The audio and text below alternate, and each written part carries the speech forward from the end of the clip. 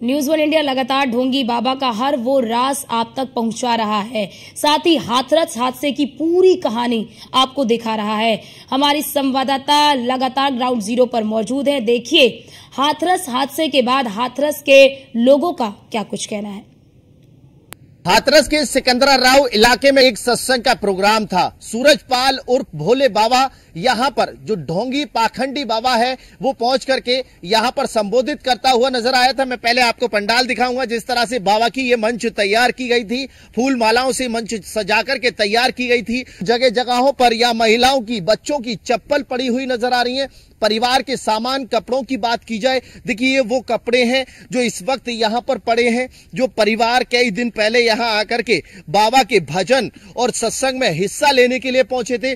कहा जा सकता है कि ये वही गिलास हैं, बाल्टी हैं, कपड़े हैं, पर्स हैं, आईडी कार्ड हैं। उसी बीच अगर बात की जाए महिलाओं के आईडी कार्ड यहाँ पर पड़े हैं। उसी बीच बात की जाए पैन कार्ड, आधार कार्ड यहाँ पर पड़े हुए हैं। ये सब वो कीमती सामान है, उन महिलाओं का कीमती सामान है, उन लोगों का कीमती सामान है जो यहाँ पर पहुंचे थे। जमीनी पड़ताल की अगर बात की जाए, आंखों देखे हाल की बात की जाए, ये मासूम उस बच्चे की दूध की बोतल है जो अपने मां की गोदी में बैठ करके दूध पीते हुए बाबा के ज्ञान को सुनने के लिए पहुंचा था। उसी बीच अगर बात की जाए तो इनकम टैक्स का ये आयकर विभाग का कार्ड है, आधार कार्ड है। वहीं बाबा के कार्ड की अगर बात की जाए, आधार कार्ड, महिलाओं के आधार कार्ड की अगर बात की जाए तो ये सभी वो कागजात हैं जिनसे पता चल रहा है कि लोग यहाँ पर किस तादाद में पहुंचे थे और भगदड़ के बाद इन लोगों का कोई सुराग नहीं लग पाया है। न्यूज वन इंडिया के माध्यम से दिखाना चाहूंगा कि जिस तरह से लोग यहाँ पर पहुंचे थे, बाबा के यहाँ सत्संग में पहुंचे थे कि यहाँ पर रोटी के निवाले पड़े हुए। कहा जा सकता है कि यहाँ पर लोग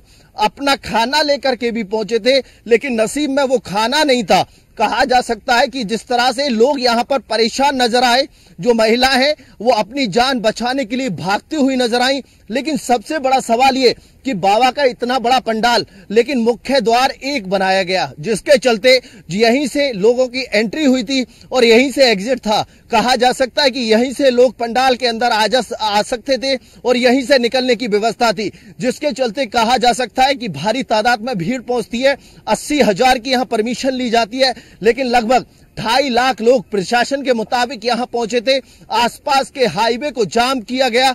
जाम के बाद हड़कंप का माहौल होता है, महिला आपस में बिखर जाती हैं। कहा जा सकता है कि महिलाओं का कंट्रोल यहां पर खोती हुई नजर आती हैं। एक दूसरे के ऊपर चढ़ करके एक दूसरे को क्रॉस करने के लिए बाबा की गाड़ी के पीछे भागती हुई महिला नजर आती हैं। लेकिन सवाल ये खड़ा होता है कि प्रशासन क्यों आंख बंद किए अभी बाबा पर मेहरबान है। दूसरी तरफ अगर बात की जाए, जिस तरह से आयोजक हैं, 78 आयोजकों की लिस्ट आज भी यहां पर लगी हुई है, लेकिन अभी तक अगर पुलिस प्रशासन की बात की जाए तो 22 लोगों के नाम मुकदमा दर्ज किया है। कहीं ना कहीं राजनीतिक संरक्षण की बात की जाए, बाबा के अगर कैरेक्टर की बात की जाए, बाबा पर पहले ये सूरजपाल एक पुलिसकर्मी हुआ करता था। जिस वक्त पुलिसकर्मी रहते हुए एक महिला के यौन शोषण का आरोप लगता है, उसमें जेल जाता है, पुलिस विभाग से निकाल दिया जाता है, जिसके बाद बाबा अपना नाम बदलकर भोले बाबा नाम रखकर ये यहाँ पर आकर के जनता को, भोली भाली महिलाओं को